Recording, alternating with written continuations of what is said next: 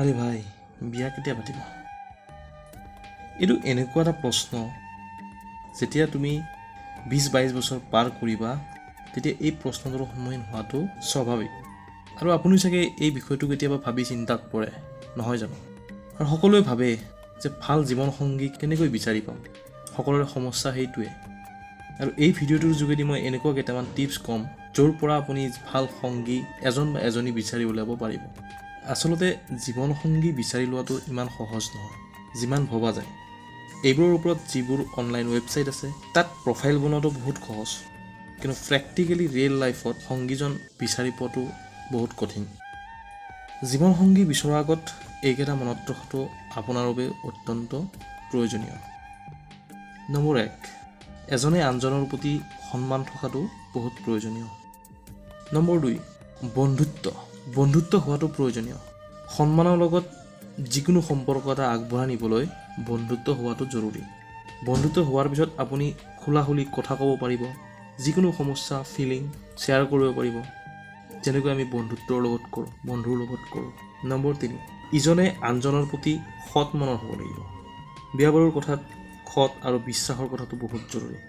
Number 4, আপোনাৰ জীৱনৰ যিটো মূল্য, যিটো ভেলু, সেইটো আপুনি তেখেতৰ ওচৰত পাব লাগিব বা তেখেতে আপোনাৰ ওচৰত পাব লাগিব। নম্বৰ 5, এনেকুৱা সংগী বিচাৰা যিয়ে প্ৰতিটো ক্ষণত আপোনাৰ হৈ থাকে, আপোনাৰ ওপৰত বিশ্বাস ৰাখে, আপোনাৰ কেৰিয়াৰ বা এটচেট্ৰা কথাত আপোনাৰ লগত থাকি আগবাঢ়ি যায়, আগবঢ়াত আপোনাক সহায় কৰে। নম্বৰ 6, আপোনাৰ যিটো সম্পৰ্ক সেই সম্পৰ্কটোৰ কাৰণে সময় দিব পাৰিবনে নাই সেইটো চাব।